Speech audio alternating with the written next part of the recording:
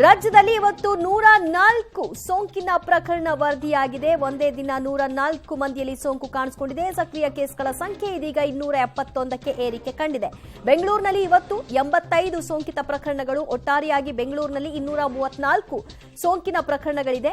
ಈ ಮೂಲಕವಾಗಿ ರಾಜ್ಯದಲ್ಲಿ ಒಂದೇ ದಿನ 104 ಪ್ರಕರಣಗಳು ದಾಖಲಾಗುವ ಮೂಲಕ ಈಗ ದಿನನಿತ್ಯ ಸೆಂಚುರಿಯ ಅವಧಿಗೆ ಬಂದಿದೆ.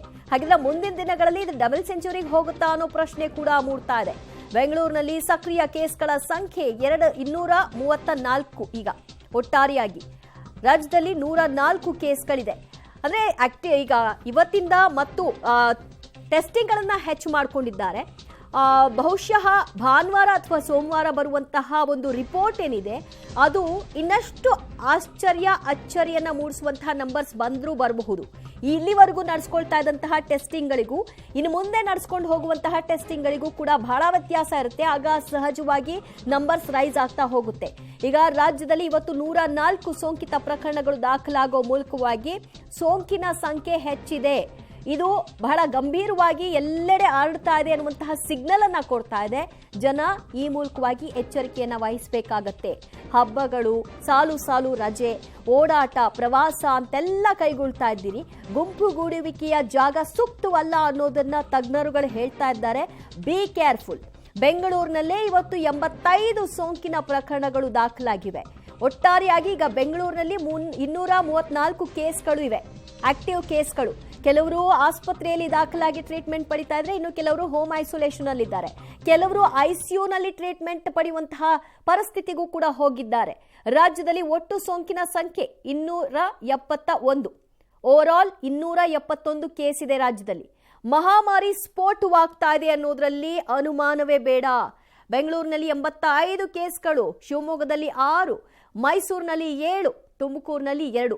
ನಾವೀಗೇನು ಒಂದಂಕಿಯನ್ನ ನೋಡ್ತಾ ಇದ್ದೀವಿ, ಶಿವಮೊಗ್ಗ, ಮೈಸೂರು, ತುಮಕೂರು ಇತ್ಯಾದಿ, ಇಲ್ಲಿ ಇದು ಇನ್ನಷ್ಟು ಜಾಸ್ತಿ ಆಗಬಹುದು. ಪರಿಣಾಮ ಬೆಂಗಳೂರಿನಿಂದ ರಜೆ ಹಿನ್ನೆಲೆಯಲ್ಲಿ ಜನ ನಿರ್ಗಮಿಸ್ತಾ ಇದ್ದಾರೆ, ತಮ್ಮ ಊರುಗಳತ್ತ ಹೋಗ್ತಾ ಇದ್ದಾರೆ. ಅಲ್ಲಿ ಪರಿಣಾಮಗಳೇನಾಗಬಹುದು ಮುಂದಿನ ದಿನಗಳಲ್ಲಿ ಅನ್ನೋದನ್ನ ಅಂದಾಜಿಸಬೇಕು. ಯಾಕಂದ್ರೆ ಬೆಂಗಳೂರಿನಲ್ಲಿ ಇವತ್ತು ಒಂದೇ ದಿನ 85 ಕೇಸ್ಗಳು ದಾಖಲಾಗಿದೆ ಅಂದ್ರೆ ಇವರೆಲ್ಲರೂ ಕೂಡ ಹೋಗಿರ್ತಾರೆ. ಅದರಲ್ಲಿ ಎಷ್ಟು ಮಂದಿಗೆ ಸೋಂಕಿದೆಯೋ ಇಲ್ವೋ ಗೊತ್ತಿಲ್ಲ.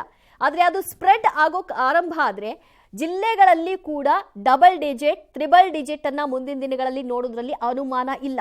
ಆ ಪರಿಸ್ಥಿತಿಗೆ ಹೋಗ್ತಿದ್ದ ಹಾಗೆ ಕಾಣಿಸ್ತಾ ಇದೆ ಸ್ಪ್ರೆಡ್ ಆಗ್ತಾ ಇರುವಂತಹ ರೀತಿ.